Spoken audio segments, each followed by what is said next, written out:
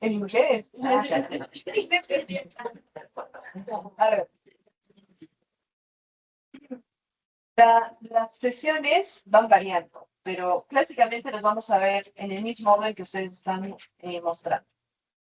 La única razón por la que voy a cambiar es cuando vea que sea útil para ustedes.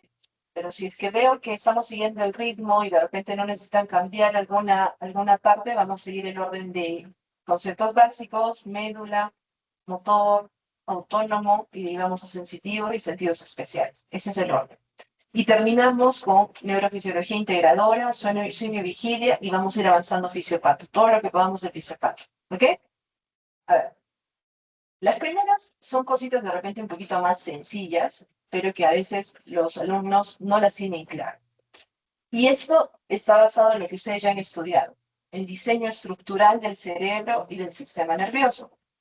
Como ustedes recuerdan, nosotros tenemos dos tipos de células que van a comprometer o que van a estar relacionadas con el parénquima cerebral. La primera se va a llamar neurona, que creo que ustedes la conocen ampliamente desde que están en el colegio. Pero la segunda, yo siento que es la que más se confunde. La segunda se llama neuroglía. Y la neuroglía tiene una función casi tan importante como la neurona. ¿Listo? Si nosotros queremos hacer un paralelo, este sería un paralelo muy similar a lo que sucedía, por ejemplo, con las células espermatogonias y las células de Sertoli. ¿Recuerdan cuál era la función? ¿Cuál era la relación? Muy bien. Las Sertolis eran las que cuidaban a las espermatogonias, las que les proveían de cosas. Lo mismo va a suceder con las neuroglías. Entonces, cuando ustedes sepan, cuando ustedes estén viendo neuronas, estamos hablando acerca de la principal, la célula, digamos que más relevante. Neuroglías son las células que las apoyan. Entonces, de la neurona tendríamos que recordar lo que ustedes ya saben desde siempre, que es no solamente una unidad anatómica, sino que también es una unidad funcional.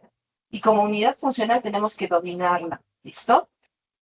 Y recordemos que tenemos cerca de 100.000 millones de neuronas. ¿Listo?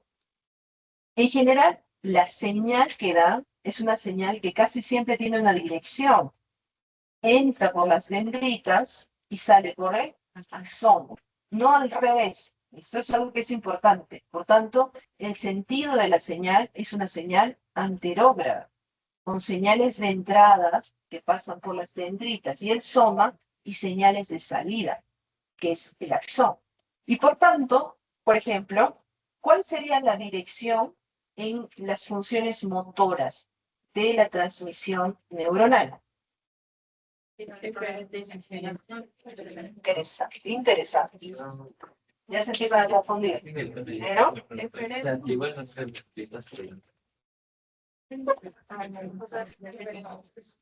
Eso lo vamos a aprender primero como niños. ¿Listo?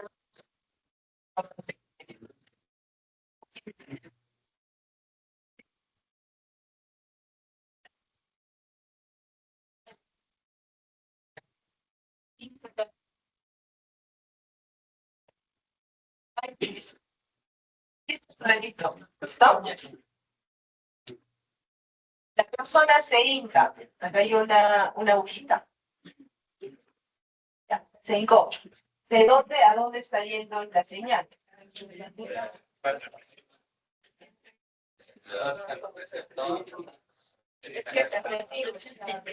Ya, ¿dónde está el receptor?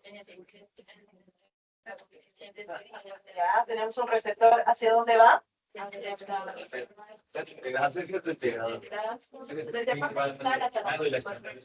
Empezó en el dedo, siguió por los nervios, sube por la parte cervical y ¿hacia dónde llega? Hacia las áreas motoras. Esto, si es que fuera algo que vamos a percibir, pero si es un reflejo, se da la vuelta aquí. ¿Listo? Entonces, ¿qué sucede con la señal? Está ingresando a la médula, está saliendo a la médula, de la médula. Está ingresando. Entonces, miren, la sensibilidad tiene esta dirección. ¿Y por qué tiene esa dirección y no tiene la dirección contraria? Porque estamos diciendo que la forma de la señal es anterógrada. Entonces, ¿dónde están las dendritas de esta neurona? ¿Ya? ¿Y dónde está el axón? El axón está yendo aquí. Entonces, ustedes se van a dar cuenta que esto es prácticamente cuando ustedes ven las construcciones, han visto que ponen unos tubos grandes y ahí dentro hay muchos cables. ¿Sí? ¿Han visto? Cuando, por ejemplo, hacen el cableado de electricidad en su casa. ¿Sí? Cada uno de esos cables, ¿qué van a representar? ¿Dendritas, somas o axones? Piensen bien. Los cables. ¿Qué están representando? Ya he dicho, si es que ustedes me siguen, esto lo van a entender como si fueran niños y van a poder. Si nosotros tenemos, en las casas, tenemos zonas donde ponemos tubos que están llenos de cables para poder darle electricidad a la casa. ¿Qué representan los cables? ¿Los axones o los somas y dendritas? Los axones. Los axones son medios de conducción. ¿Qué pasa si yo junto uno de esos cables y los pongo uno de esos tubos y yo lo parto a la mitad? ¿Cómo van a ver ustedes ese tubo lleno de cables? Van a verla como si fuera un aspecto más o menos como sólido. Van a poder ver algunas áreas que van a ser áreas donde están los cables. ¿Qué pasa si yo tengo un cable más gruesito? ¿Cómo lo van a ver? ¿Están siguiendo o no me están siguiendo? Creo que ya se perdieron. A ver, vamos otra vez. ¿Qué les he dicho? ¿Quién solo de medicina sabe? Nunca han visto un cable. No se preocupe. He venido preparada para todo. Esto es un cable. Así es. Y miren, en realidad esto les va a ayudar mucho. Miren, esto sería una dendrita y este sería el soma. ¿Listo? Conectamos el axón. Y luego lo vamos a conectar a electricidad. Ahí se lo vamos a ver. Muy bien. Si ustedes tienen un cable, un tubo lleno de cables, aquí dentro están corriendo los cables, electricidad, y cortamos. ¿Listo? ¿Cómo lo van a ver desde arriba?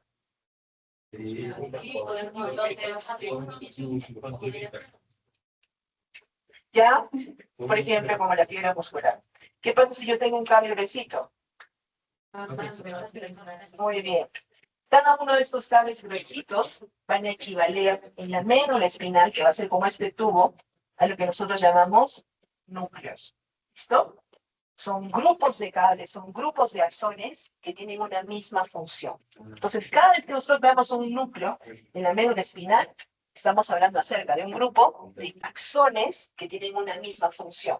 Y cuando nosotros le hacemos el corte, lo vamos a ver como agrupadito. Ya vamos a ver que estos se van a agrupar alrededor de, por ejemplo, áreas centrales o de repente alrededor de áreas laterales. ¿Ok? ¿Hasta aquí estamos bien? ¿Sí? La dirección, miren, la dirección, por ejemplo, sensitiva va a ser una que ingresa a la médula. Por tanto, le vamos a llamar aferente. Y la motora, estamos viendo que la respuesta está saliendo de la médula. Por tanto, ¿dónde va a estar el soma de la motora? En la médula. ¿Listo? O de repente cercano. Y allí nosotros vamos a tener una respuesta eferente. ¿Ok? ¿Hasta aquí estamos bien? ¿Sí? Todos. Miren, esas cosas son sencillas. Estamos viendo cosas sencillas y luego se ponen más difícil. No quiero que se pierdan. Muy bien. Entonces, cuando hablamos acerca de electrofisiología de la neurona, tenemos que recordar dos aspectos. La primera es la sinapsis y la segunda son los neurotransmisores. Cuando hablamos acerca de la sinapsis, estamos hablando acerca del punto en el que se une una neurona con otra neurona para permitir ¿qué cosa? Que la señal eléctrica continúe. ¿Listo? Ahora estamos hablando acerca de señales. Y las señales primordialmente van a ser intercambios de iones. Química también vamos a ver. Pero eso es algo importante. Las señales es lo que les permite que una neurona se conecte con otra. ¿Listo? Las características de la transmisión van a estar determinadas por la dirección de la propagación. Entonces, nosotros vamos a tener señales, por ejemplo, sensitivas y señales motoras. Y vamos a ver que también vamos a ver señales que van a facilitar que se dé, por ejemplo, mayor pasaje de iones, digamos, y hay señales que van a inhibir. Entonces, ya estamos viendo señales facilitadoras y señales inhibidoras. Entonces, algunas veces vamos a hablar acerca de neurotransmisores inhibitores y van a ser justamente aquellos que van a activar señales inhibidoras. ¿Listo? Lo mismo los neurotransmisores facilitadores. Además, recordemos que hay una acción selectiva y esta acción selectiva va a estar relacionada en el hecho de que a su cuerpo van a llegar una intensidad de señales. Por ejemplo, ahorita, ¿qué señales están llegando? Visuales, ¿qué más? Auditivas, ¿qué más? ¿Alguno de ustedes está sintiendo sus glúteos sentados sobre la silla? No, no le presta. ¿Algunos de ustedes están sintiendo sus pies? Sí, ¿Sí? sí. Ah, miren, entonces ahí no están haciendo justamente este bloqueo, porque están ustedes permitiendo que señales débiles les ganen a las señales que son más fuertes. Clásicamente, por ejemplo, la concentración y la atención están relacionadas justamente con estas señales. Si ustedes, utilizando sus funciones superiores, bloquean las señales débiles. Alguien de repente está hablando a mi costado, alguien está jugando con el celular, pero yo estoy tratando de concentrarme para poder dejar pasar esta señal más fuerte y poder aprender, por ejemplo. ¿Listo? Entonces, esta es una característica importante de la transmisión neuronal. A ver, entonces, habíamos dicho que hay dos tipos de sinapsis, la sinapsis química y la sinapsis eléctrica. Cuando hablamos acerca de sinapsis química, estamos refiriéndonos al sistema más común de sinapsis en el sistema nervioso central.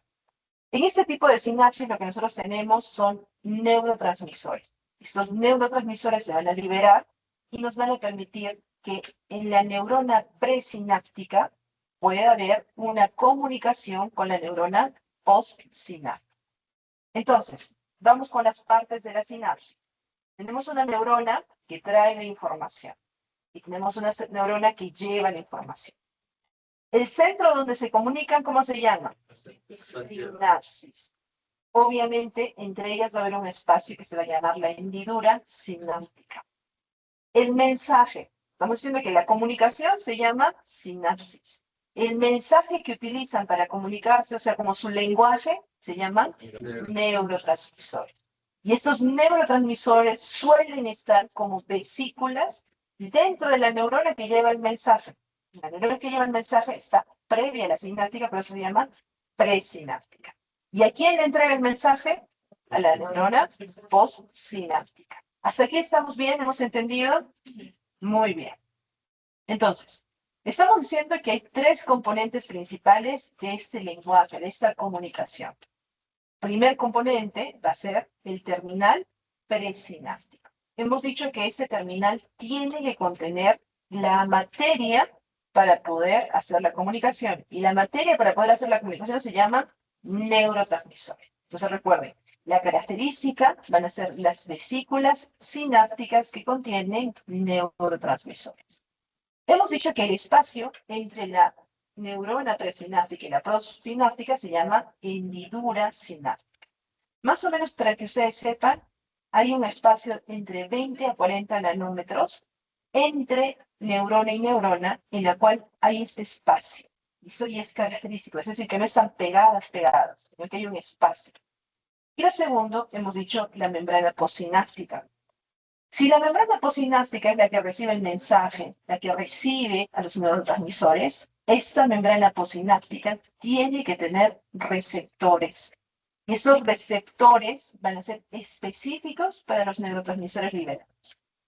Y muchas neuronas, yo quiero que quede claro, tienen más de un receptor. Van a tener receptores, por ejemplo, para neurotransmisores que van a ser facilitadores o receptores para neurotransmisores inhibidores. Depende mucho de la señal para saber cómo va a funcionar esa neurona. Eso también es algo que confunde mucho a los alumnos. A veces dicen, pero ¿por qué aquí en este, por ejemplo, órgano está funcionando como un inhibidor y en aquel órgano está funcionando la misma neurona como facilitador? Entonces, lo que está cambiando en esos dos órganos va a ser el tipo del mensaje. ¿Qué neurotransmisor es el que se está liberando y con qué receptor está interactuando? Hasta aquí estamos bien, hemos entendido. Miren que voy a profundizar más, ¿ah? En el momento en que se pierdan, tienen que levantar la mano. Y tienen que decirme, eso no lo entendí muy bien, repitan. ¿Ok? Muy bien. Entonces, hasta aquí estamos viendo que ya conocemos la estructura, ya conocemos qué es lo que está sucediendo y vamos a ver los mecanismos. Los mecanismos de la sinapsis química van a ser primordialmente una fase presináptica, una fase sináptica y una fase postsináptica.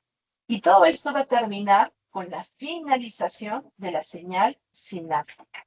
Entonces, cuando hablamos acerca de la fase sináptica, de la fase presináptica, estamos viendo que se caracteriza porque tenemos el potencial de acción. ¿Listo? Si ustedes recuerdan, la despolarización de los receptores, es decir, cuando nosotros nos hincamos, lo que vamos a hacer es que ese receptor inicie una señal. Y esa señal va a hacer que se cambien los electrolitos. ¿Cuáles eran los electrolitos más importantes? Sodio y potasio. Y una vez que se cambie esto, se va a generar una señal eléctrica llamada potencial de acción, que es el potencial de acción que ustedes conocían desde la primera fase. ¿De acuerdo? Este potencial de acción va a llegar a esta terminal presináptica y lo que causa es que la membrana se despolarice. Entonces estamos viendo, el receptor inició que la membrana se despolariza. Y cuando se despolariza, va a hacer de que los canales de calcio, recuerdan ustedes, que estaban cerrados, ¿qué suceda? Se aperture. Entonces aquí vemos que para la parte presináptica necesitamos, uno, despolarización, segundo, que entre calcio. Porque si ustedes recuerdan cuando hacíamos muscular, ¿qué pasaba cuando entraba el calcio dentro del músculo, por ejemplo? Muy bien. ¿Pero qué hacía con la parte interna? Muy bien. Desestabilizaba las membranas. Por ejemplo, en el caso del músculo, las membranas, o sea, tenían vesículas donde habían calcio e encapsulado. Pero en el caso de las neuronas, ¿qué va a suceder? Muy bien. Va a desestabilizar las membranas de las vesículas que contienen neurotransmisores. Entonces, miren, primero se despolarizó esa membrana. Segundo, se abrieron canales de calcio. Tercero, entró el calcio. ¿Y este calcio qué hizo? Que las membranas de las vesículas sinápticas se alteraran. Y miren, se fusionan con la membrana presináptica. Y si se fusionan con la membrana presináptica y están hacia la hendidura, ¿qué va a suceder? Se van a liberar los neurotransmisores. Entonces, miren lo que va a suceder aquí. Hay proteínas como la sinaptotasmina y la SNARE, que son proteínas que nos van a permitir que se liberen justamente estas vesículas. ¿Listo? Importante, porque si yo tengo, por ejemplo, autoanticuerpos contra estas proteínas, vamos a tener alteraciones de los neurotransmisores. Y recuerden, finalmente, el método por el cual se van a liberar va a ser que estas vesículas se fusionan con la membrana y hay exocitosis. ¿Listo? Entonces, los neurotransmisores se están liberando en la hendidura sináptica por exocitosis. Muy bien. En la fase sináptica, nosotros vamos a ver que hay una difusión, porque nosotros habíamos dicho que las neuronas no estaban pegadas. ¿Qué sucedía entre ellas? Había un espacio. ¿Pero es un espacio de aire? No. ¿Qué hay entre ellas entonces? Muy bien, líquido extracelular. Entonces, este neurotransmisor tiene que llegar hacia el otro lado a través de difusión. Entonces, difunden a través de la hendidura sináptica y llegan hacia la membrana postsináptica. Sinapto, muy bien. Entonces, es importante que nosotros veamos esa. ¿Quieres anotarlas, me dices? ¿Ya? Sinaptotasmina. Muy bien. ¿Qué más tenemos que ver? ya está el neurotransmisor hacia el otro lado, al lado postsináptico. ¿Y qué va a suceder allí? Hemos dicho que interactúa a través de un receptor. Entonces, se une a su receptor específico y esos receptores, recuerden, pueden ser de dos tipos. El primer tipo se llama el tipo ionotrópico. Si es que iono, ¿a qué les hace recuerdo? A los iones, muy bien. Entonces son canales iónicos que se van a abrir cuando el receptor se une. ¿Se acuerdan? Nosotros teníamos receptores iónicos unidos a voltaje, pero también teníamos receptores iónicos unidos a ligando. ¿Quién va a ser el ligando de esos receptores? Los neurotransmisores. Entonces, los receptores ionotrópicos lo que van a hacer es que al entrar iones, debido a que se une el neurotransmisor a ellos, van a permitir que, ¿qué va a suceder en la otra membrana? Si es que están entrando iones, despolarización. Entonces genera un cambio rápido en el potencial de membrana, causando despolarización y en algunos casos inclusive hiperpolarización. ¿Qué cosa era hiperpolarización? Que inclusive muy por debajo de la meseta o de la zona que era más baja o más alta, y por tanto, ¿qué sucedía con esa neurona? Ya no se podía excitar, ¿listo? Pero sí mantenía su señal eléctrica, que es una señal de despolarización. ¿Hasta aquí estamos bien? ¿Hemos entendido lo que está pasando? ¿Sí? ¿Todos? Yo espero que sí. Miren, les estoy diciendo así, esta es la historia completa, no hay más. Los siguientes receptores se llaman receptores metabotrópicos. Entonces tenemos receptores ionotrópicos y tenemos receptores metabotrópicos. Estos receptores generalmente están acoplados a proteínas G. Y este mecanismo ustedes ya lo conocen sobremanera. ¿Cuál es el mecanismo de proteínas G? Muy bien, utilizamos su segundo mensajero con fosforilación. Entonces, activan segundos mensajeros intracelulares, produciendo respuestas más prolongadas y moduladoras. Entonces, cuando nosotros tenemos respuesta de proteína G, estamos hablando de una respuesta prolongada, de una respuesta moduladora. Cuando estamos hablando acerca de una respuesta ionotrópica, estamos hablando de una respuesta rápida. Por ejemplo, si yo les digo los reflejos, ¿es una respuesta ionotrópica o metabotrópica? Generalmente va a ser ionotrópica. Y de repente ni siquiera de este tipo. Vamos a ver el siguiente tipo. ¿Listo? A ver, ¿con qué termina esa señal sináptica? Esa señal sináptica termina con algo que es bien interesante y a veces se olvida en los estudiantes. Nuestro cuerpo trata de reciclar lo más que pueda. Porque es sencillo hacer un neurotransmisor. No, muchos de ellos utilizan aminoácidos esenciales. Y nosotros comemos aminoácidos esenciales todos los días. ¿Tienen una dieta perfecta? No. Entonces, ¿qué hace nuestro cuerpo? Ahorra lo más que puede. Por tanto, tiene que haber una recaptación. Los neurotransmisores que se han liberado eventualmente son recaptados por las neuronas presinápticas.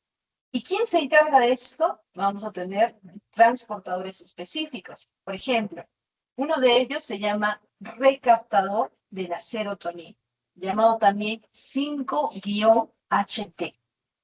¿Y qué sucede con estos casos? ¿Cómo ustedes podrían hacer una persona que, por ejemplo, tiene depresión y que tiene una alteración de serotonina, ayudarle? Ya, podríamos darle serotonina. Listo. ¿Creen que es fácil? No necesariamente. ¿Qué más podríamos dar? Muy bien, podríamos nosotros hacer que se expresen más receptores o que estén más biodisponibles, receptores de recaptación de la serotonina. Entonces, siempre recuerden eso, es un mecanismo postsináptico. O sea, al finalizar la señal sináptica. ¿Qué más? Algunos neurotransmisores realmente no nos convienen recaptarlos y por tanto estos se van a tener que degradar. ¿Y dónde se van a degradar? En la misma hendidura. Y a eso se le va a llamar degradación enzimática de los neurotransmisores. Uno de ellos es, por ejemplo, la acetilcolina. La acetilcolina es un neurotransmisor que vamos a utilizar, sobre todo, ¿recuerdan ustedes a qué nivel? Nervio, músculo, a la unión neuromuscular. Pero para que nosotros podamos tener una función completa de ese músculo, la señal tenía que inhibirse. ¿Y cómo se inhibe? A través de esta acetilcolinesterasa, que es una enzima que va a degradar la acetilcolina y que va a permitir que ya no funcione esa señal. ¿Listo? Entonces, algunos neurotransmisores se van a reutilizar como serotonina y otros se van a degradar en la misma hendidura, como por ejemplo acetilcolina. Pero ya que está editada las. Eh, Me parece que una es acetilcoenzima A, pero déjame buscar para que yo te pueda decir. Pero se puede reutilizar algunas partes, pero no se reutiliza todo. ¿Listo? Y lo siguiente va a ser la difusión. ¿Qué va a pasar con una pequeña cantidad de neurotransmisores?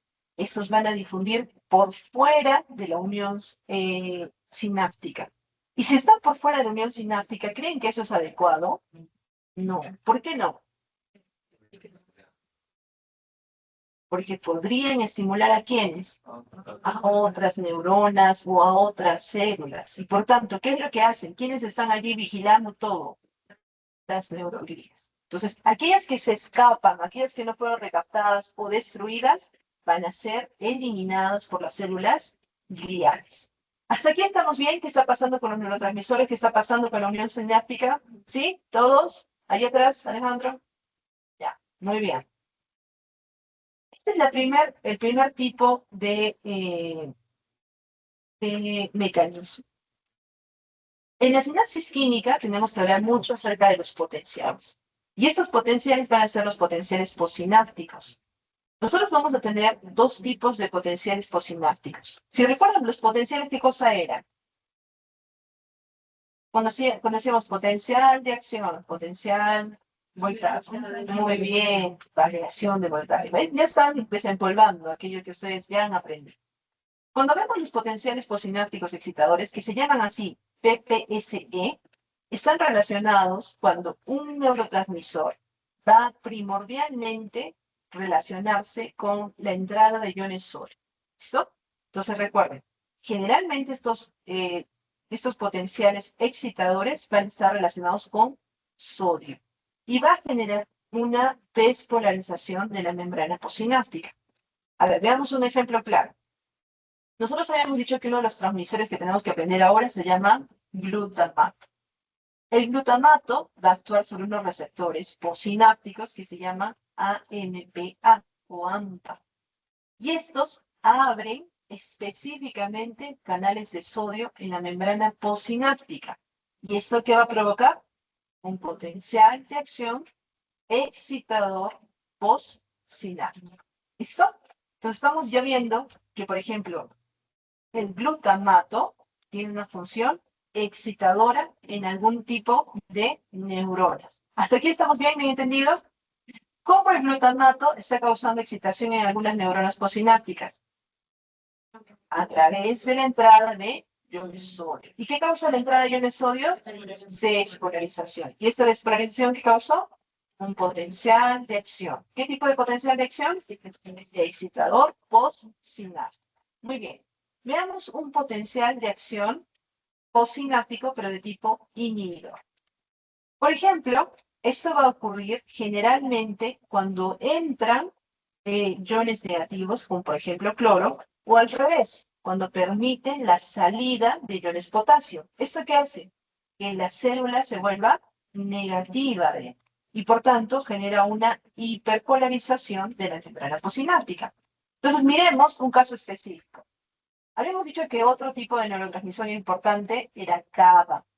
Y lo que hace GABA es actuar sobre unos receptores que en la membrana posináptica se llaman GABA-A. Y esta GABA-A abre canales de cloro y provoca un potencial de acción. ¿De qué tipo? Inhibitorio postsináptico. Entonces, miren, ya están conociendo dos neurotransmisores y tienen que ya recordar. ¿Cuál es el mecanismo de acción del glutamato?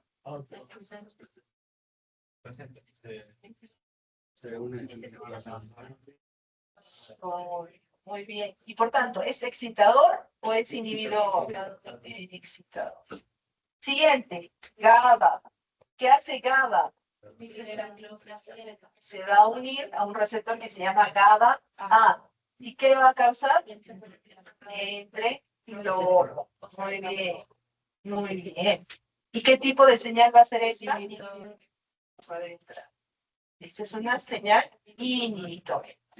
Eventualmente nosotros vamos a ver cómo cuando se une a un receptor o a otro, cambia su acción. Pero hasta el momento ya están conociendo dos receptores y dos funciones que son importantes. ¿Alguna duda aquí? ¿No? Muy bien. Hemos terminado sinapsis química y con eso una parte bien importante de las generalidades. Ya más adelante, explicar por qué el dolor hace que tiene dolor así. Sí, hasta hace unos años yo utilizaba una clase de un doctor que es el experto en dolor británico, pero ya he modificado esa clase para poder darlo, pero sí, es algo que definitivamente quiero que ustedes aprendan. Una neurona ocasional tanto de que buscas hay un receptor de glutamato y también puede tener receptor de GABA. Más iríamos a los tipos, por ejemplo. Yo les estoy diciendo que cuando GABA interactúa con GABA A, va a tener una función inhibitoria. Pero vamos a ver otros tipos de receptores en los cuales podría cambiar su función. A eso más o menos me refiero. Sigue, a pesar de que es el mismo neurotransmisor. Entonces, lo que vamos a ver es cómo interactúa con los receptores. ¿Ok? ¿Hasta aquí estamos bien? ¿Todos? ¿Hemos entendido? Listo. Entonces, en teoría ya domino lo que es sinapsis química y podemos pasar a lo que es sinapsis eléctrica. Cuando hablamos acerca de sinapsis eléctrica, estamos hablando primordialmente de una comunicación directa que van a haber entre las dos terminaciones. Y esto se va a hacer a través de transferencia de corrientes iónicas. ¿Listo? Nosotros vamos a tener uniones que se van a llamar uniones GAP. Estas uniones GAP, que ustedes ya las han estudiado de repente en histología, van a tener conexones. Y estos conexones nos van a permitir que automáticamente pase la señal. Inclusive, la señal eléctrica puede saltarse. ¿Recuerdan qué cosa? ¿Dónde se saltaba? En los nódulos de Raphia. ¿Se acuerdan ustedes? Saltaba. Y esto es importante porque estas uniones van a permitir un flujo directo de iones entre las células adyacentes. Entre la estructura, aquí vamos a ver que la hendidura ya no va a ser como la otra, sino que van a ser hendiduras muy, muy estrechas, que inclusive van a ser aproximadamente 3.5 nanómetros. A ver, comparémosle con las hendiduras de acá. ¿Recuerden ustedes? Muy bien, decíamos 20 a 40 nanómetros. Si comparamos 20 a 40 con 3 a 5, ¿qué está sucediendo? ¿Cuál es la diferencia? Las otras están muy, muy pegaditas. Es casi como si estuvieran susurrando del oído de una a la otra, de las dendritas de una al axón de la otra. ¿Listo? Para que entiendan más o menos esa parte. O al revés, del axón a las dendritas. Muy bien. ¿Qué más va a suceder en este tipo de sinapsis? Es importante aprender. Una más de Más que aprenderse, es para que más o menos sepan ustedes en qué momento o qué neuronas nosotros esperamos tener, por ejemplo, en las neuronas de los reflejos, qué neuronas necesitamos en las partes motoras o qué neuronas necesitamos en la parte, por ejemplo, sensitiva.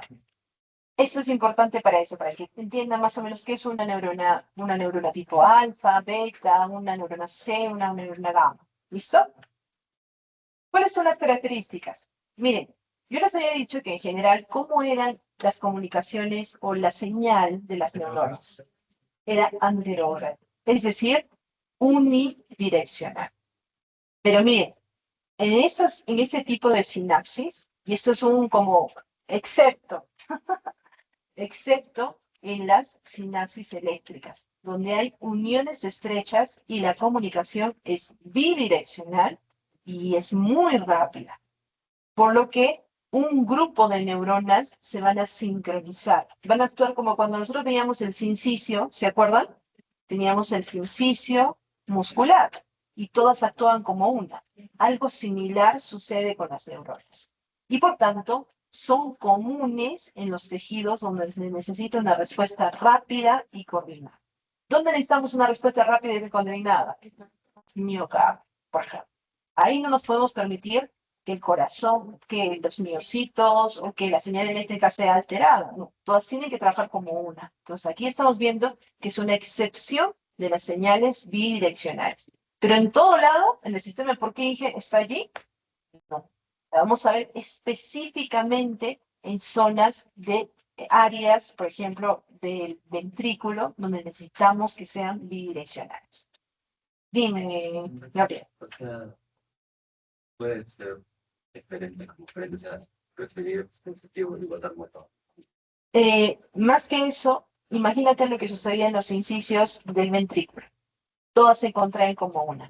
Entonces, no importa si es que viene en la dirección de un lado o del otro, todas se van a despolarizar para hacer que la contracción sea conjunta. ¿Cómo no hay cosa? Ese tipo de... Sí, imagínate mucho como el músculo. El sincicio muscular, imagínate ese tipo de red, pero de parte nerviosa. Y algunas áreas del tronco encefálico donde vamos a tener también reflejos, vamos a ver ese tipo, pero no todos. Esa es una excepción. Entonces es como algo que ustedes tienen que saber que existe. Pero el 80 o 90% de la dirección es una dirección anterógrada. ¿Listo? ¿Hasta aquí estamos bien? Dios mediante. He hecho lo mejor que he podido en eso. Veamos los neurotransmisores. Es bien bacán. Si ustedes saben todo, se van a dar cuenta que es bien sencillo.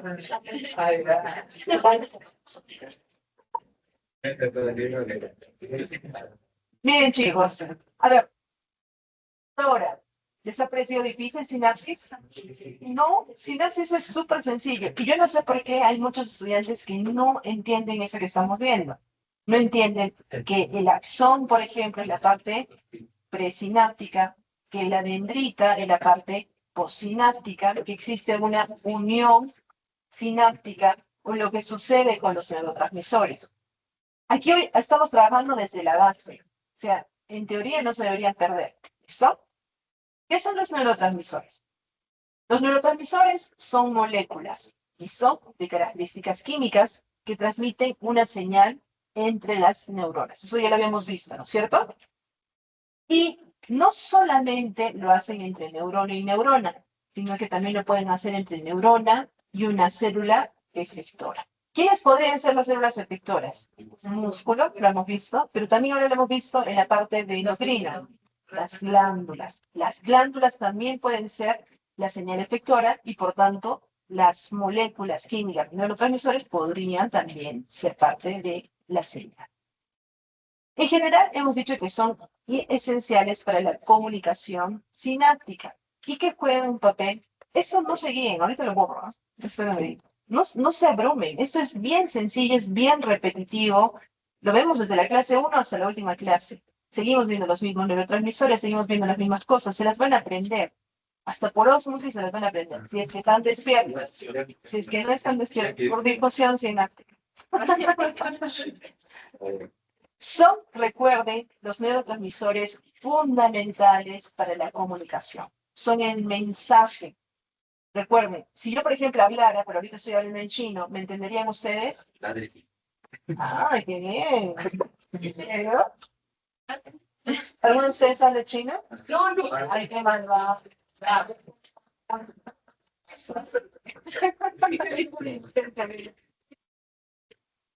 ¿Sabe chino alguien estudia en la Salle?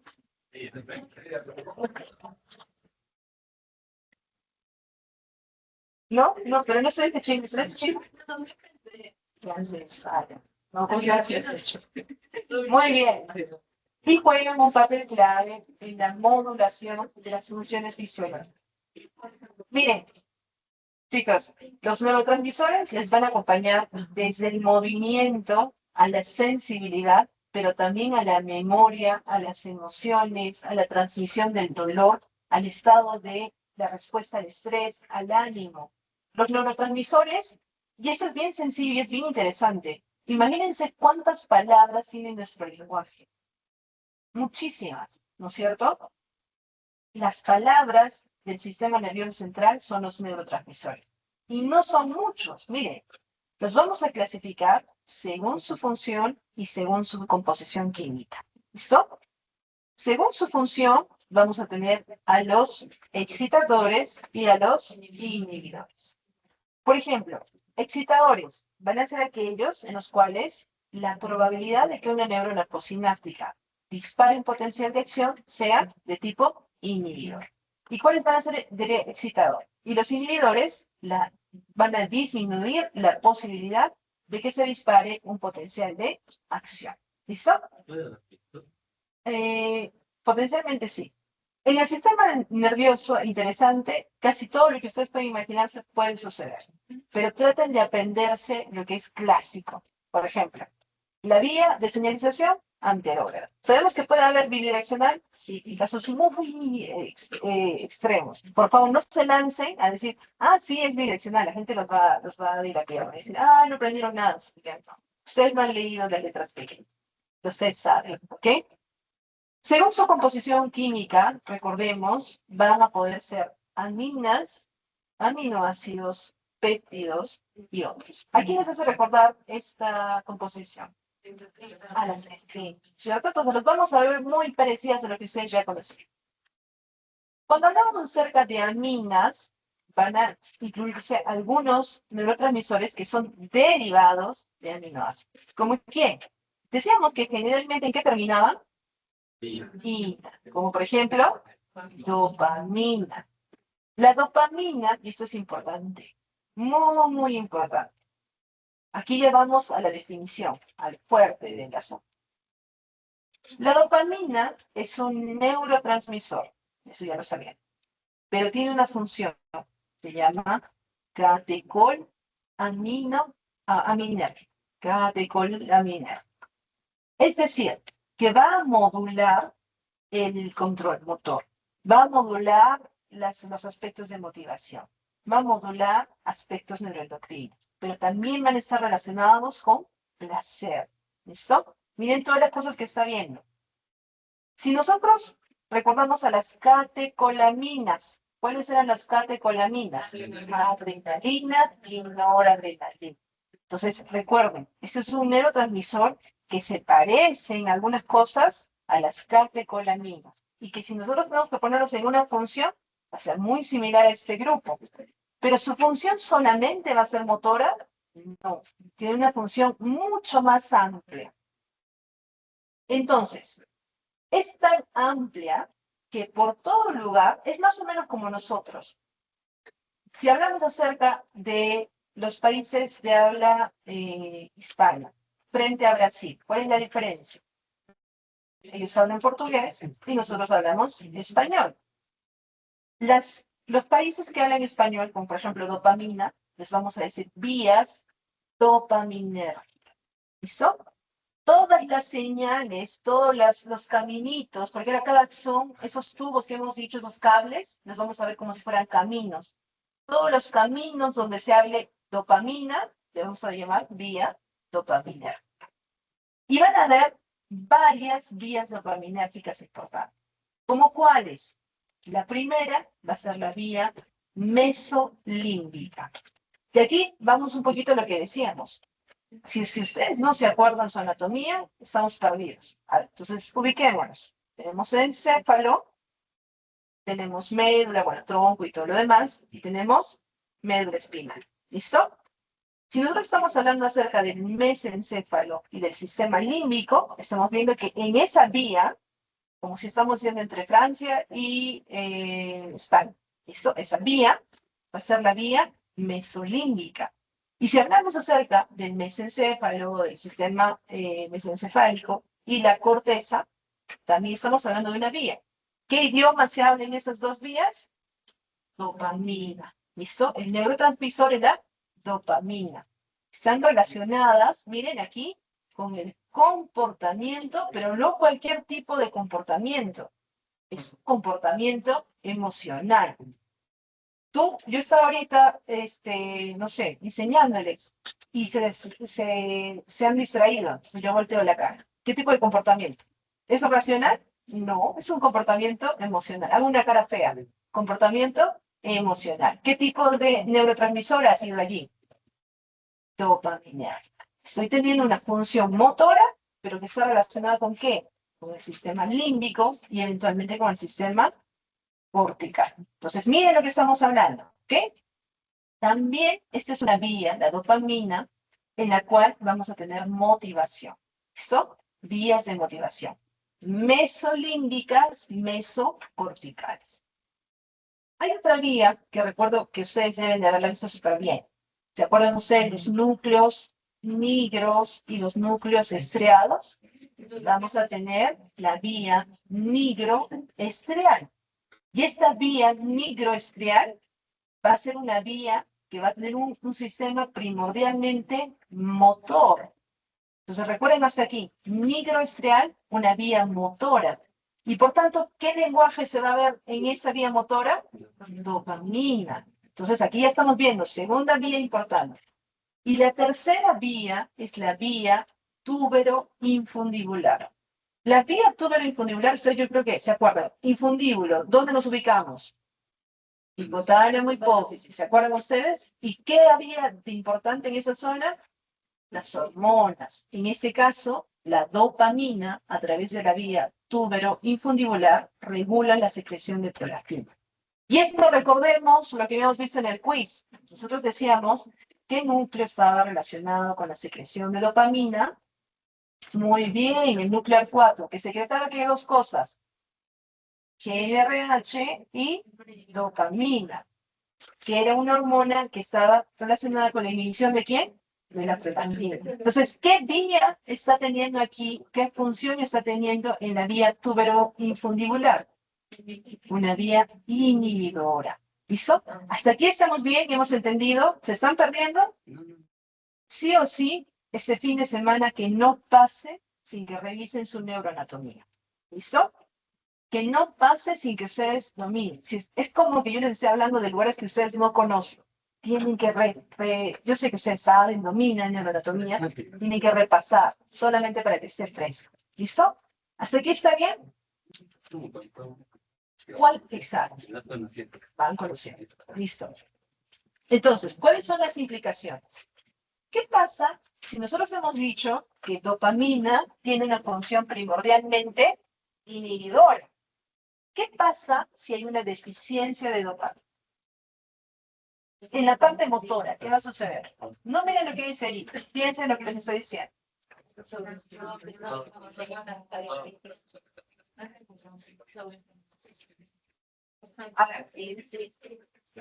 Pongan el movimiento, recuerden. ¿Ustedes todo el tiempo se están moviendo? No. ¿Por qué creen que no se mueven todo el tiempo? Algunos sí, ¿no? Con los pies y lo demás. ¿Por qué no se mueven todo el tiempo? Porque hay una inhibición. Hay una inhibición del movimiento. De hecho, aquellos que se quedan sentaditos, que no abren la boca, tienen un sistema, pero es excepcional, ¿no es cierto? Porque hay algunos que no aguantan. Tienen que moverse, tienen que hablar, tienen que decir, no, me distraigo, hago otra cosa. No han logrado controlar todavía esa parte. Hay que trabajar en eso. Pero los que han logrado controlar eso, están teniendo una inhibición del movimiento. ¿Qué pasa si hay una alteración de la dopamina? ¿Qué va a suceder con el movimiento? No se va a poder ir, por tanto, ¿qué va a suceder? Va a haber mucho. Eso es lo que sucede cuando hay deficiencia de dopamina en una vía específica. ¿Cuál es la vía motora que habíamos visto? Nigroestriata. Cuando hay deficiencia de dopamina en la vía nigroestriata, esto se ha visto que se asocia con la enfermedad de Parkinson. ¿Y cómo es la enfermedad de Parkinson? Hay movimiento. ¿Listo? Conteo de monedas, hay movimientos que son excesivos. Y además, ¿qué pasa si nosotros tenemos un exceso de dopamina en la vía mesolímbica? ¿Qué tipo de conductas se daban en la vía mesolímbica? Habíamos dicho emocionales. Entonces, este paciente, por ejemplo, puede tener un síntoma psicótico. Todos me están mirando, seguro que me quieren matar. Eso es psicosis. ¿Listo? La gente es así, ustedes no crean. Uno dice, por ejemplo, siguiente paciente, señor tantos tantos, ¿por qué me llamó? Sabe mi nombre, seguro me está persiguiendo, me quiere matar. Entonces, al paciente seguro psicosis. ¿Listo? Mucho cuidado con eso.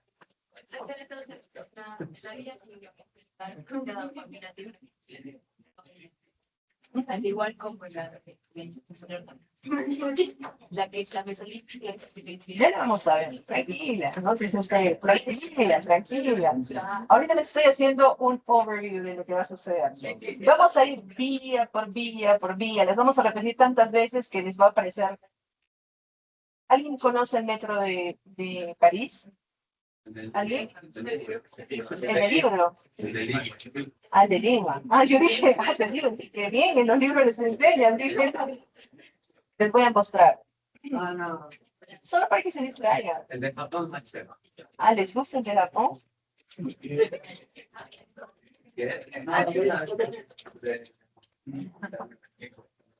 Ay, no.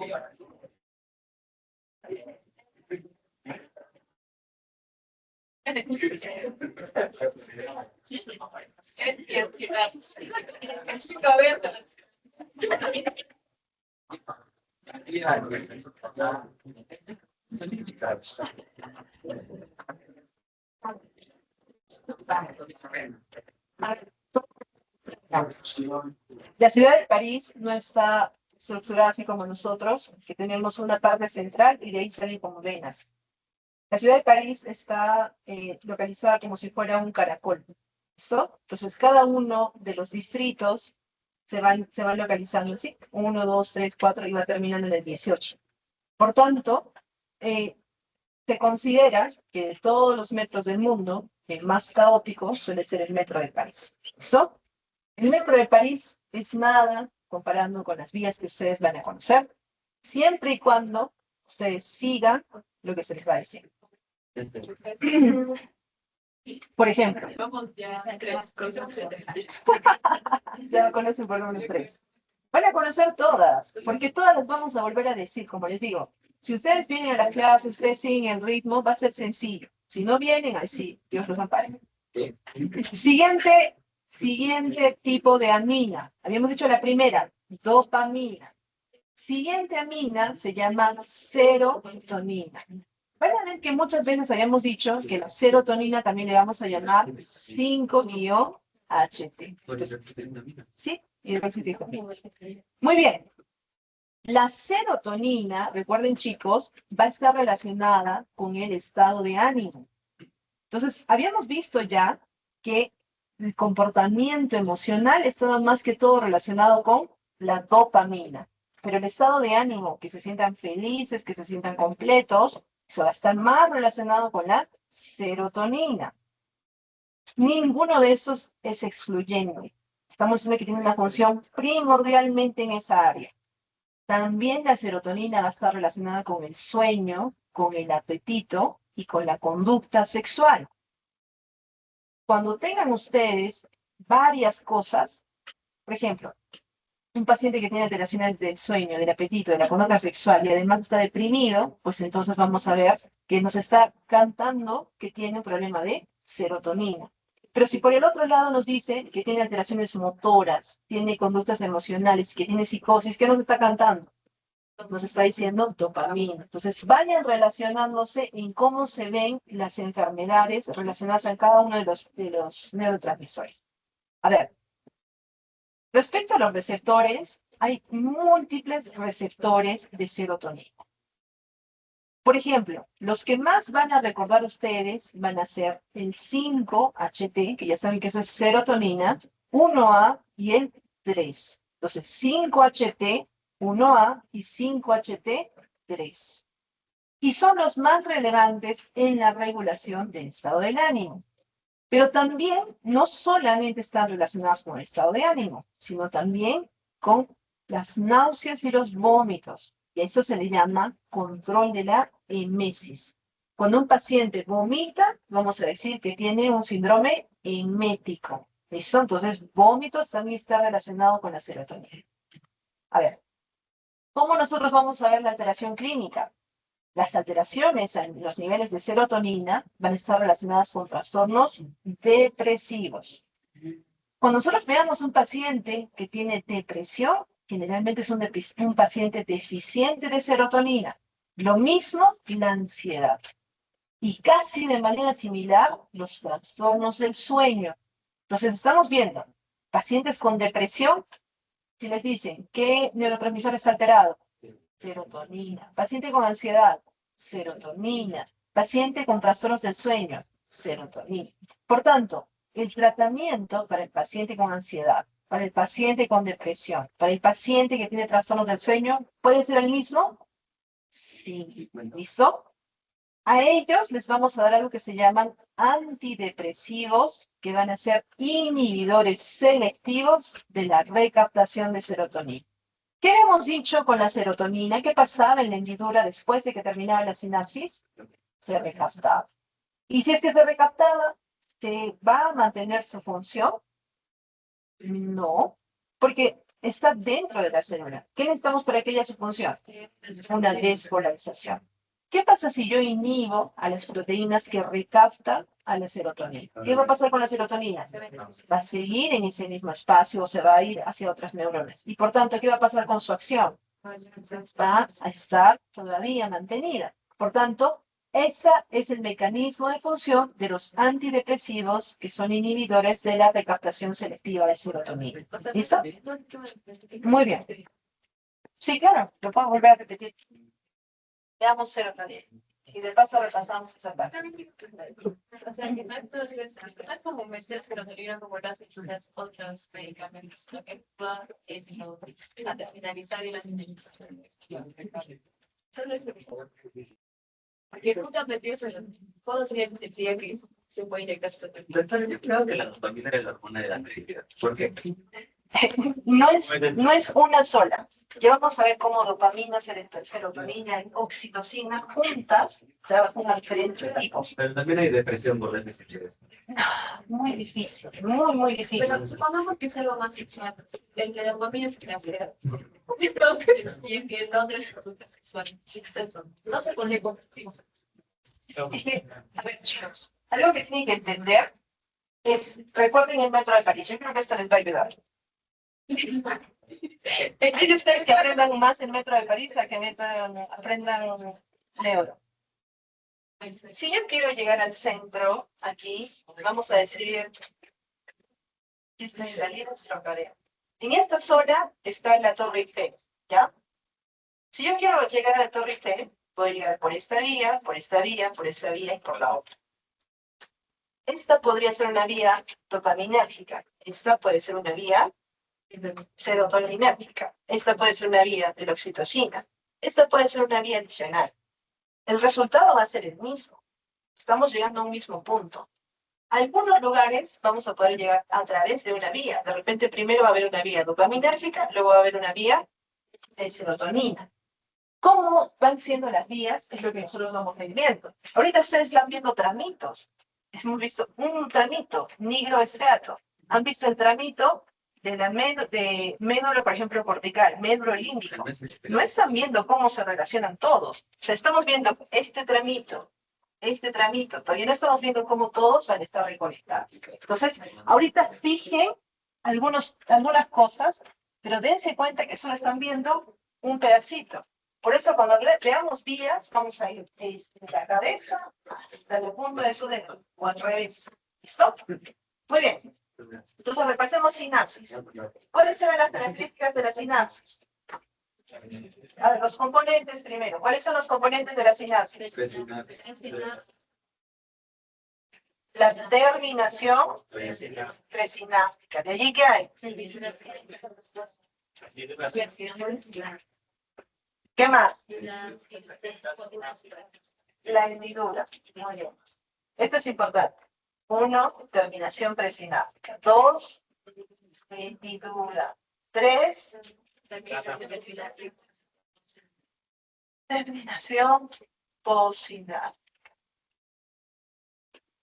Listo. Entonces, ¿qué tipo de sinapsis están viendo aquí? Depende. Tendrán que decirme de cuánto es el espacio. ¿Qué pasa? 40 años. ¿Sabes? De repente Está grande. 25 nada más. si es 3.5, Dale. son con zoom, es con zoom. Listo. ¿Qué tendría que haber en la presináptica?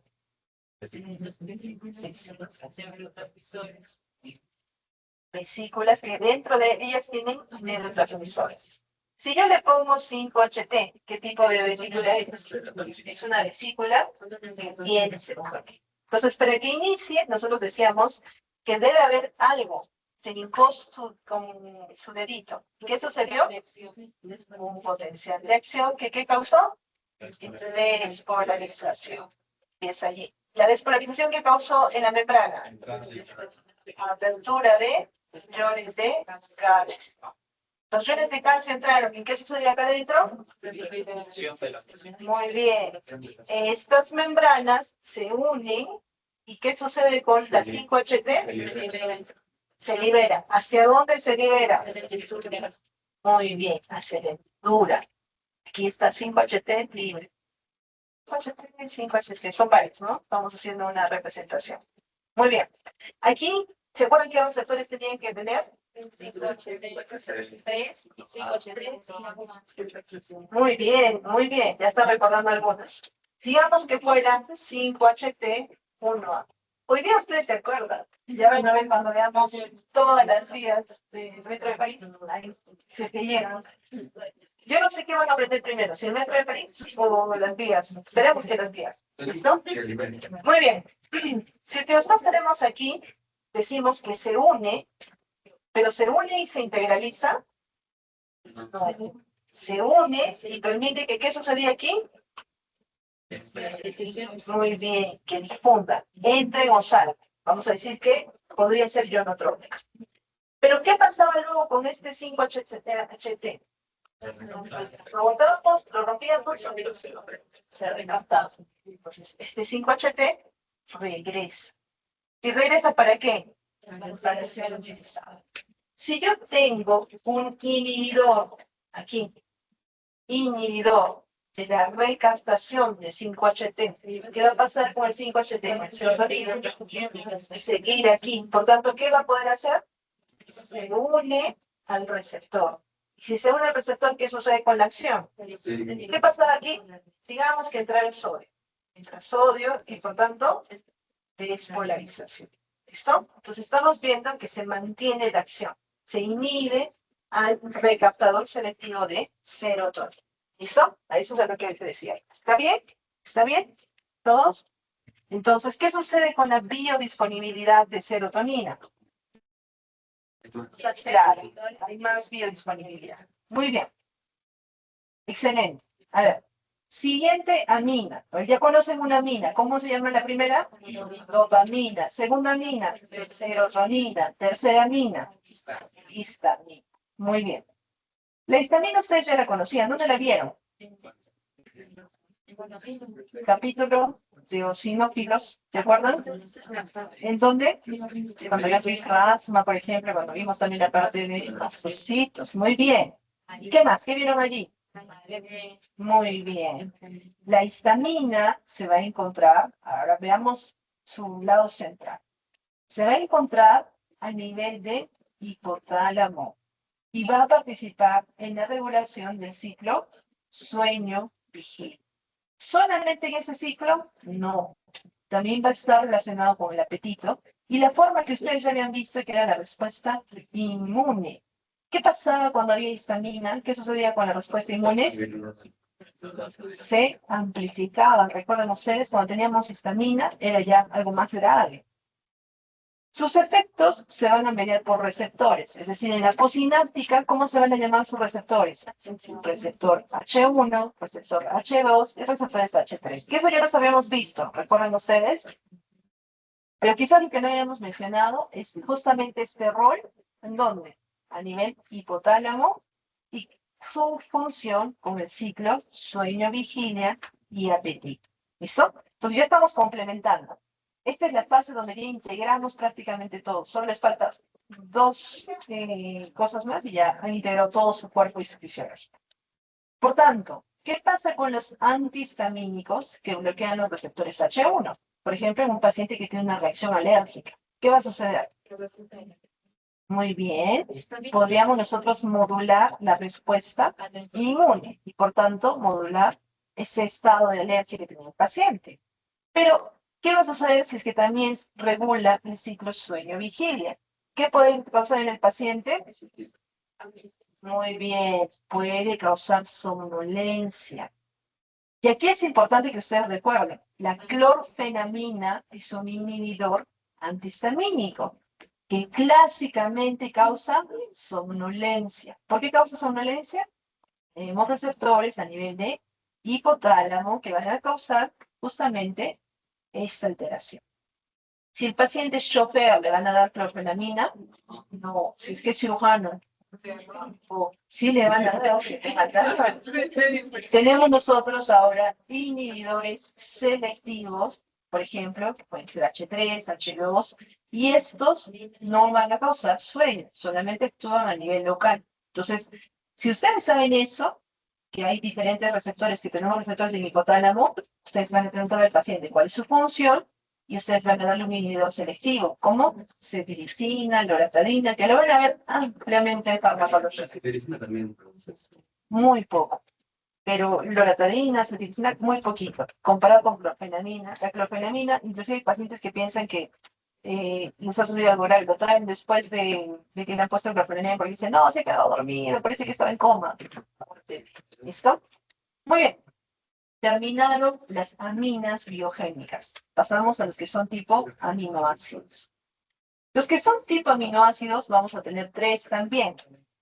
El primero se llama glutamato, que ya hemos dicho que era primordialmente excitador, GABA, que era primordialmente inhibidor. Miren, eso que les estoy diciendo ahora es algo clásico en el sistema nervioso. Cuando veamos vías de glutamato, casi siempre, 99%, piensen que son vías excitatorias. Y cuando veamos vías GABA, pensemos en vías inhibitorias. Y vamos a tener a la glicina.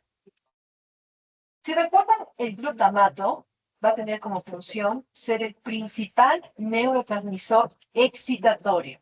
¿A qué nivel? A nivel del sistema nervioso central. ¿Listo? No estamos hablando periférico. Entonces, cuando hablamos acerca del principal neurotransmisor excitatorio, estamos hablando acerca del glutamato. Este neurotransmisor, ¿es hasta las 5:15 ustedes? Sí. Hoy casi me voy hasta las 5:30. Está involucrado en la plasticidad sináptica, en la potencialización a largo plazo, que eso se llama LTP, y en los procesos de memoria y aprendizaje. La plasticidad sináptica la van a ver aquí. Cuando nosotros somos pequeños, nuestras neuronas también son como cuando nosotros somos pequeños. Uno le pregunta, ¿qué quieres ser de grande? Y dice, quiero ser doctor, quiero ser médico. A medida que nosotros vamos creciendo, ellos ya van desarrollando una función diferente. ¿Listo? Cuando nosotros somos pequeños, las neuronas pueden coger la función de algunas que han fallecido. Por ejemplo, los pacientes que tienen anopsias o de repente alguna enfermedad. Pero a medida que van progresando, cada vez están más especializadas. Entonces recuerden eso, glutamato con aprendizaje con memoria. Eso les interesa a ustedes. ¿Qué pasa si ustedes son vegetarianos y no consumen para nada glutamato? Pasó de algo más difícil, ¿no? Sabemos cómo estará reciclando su cuerpo con glutamato. Chicos, los receptores. Vamos a ver que estos receptores van a actuar a diferentes niveles, pero tenemos receptores como los NMDAE, los AMPA, que hemos visto hace un momento. ¿Se recuerdan ustedes qué es lo que hacían que entre los AMPA? Sodio, muy bien. Y los tipo cainato. ¿Cómo vamos a ver esto en la clínica?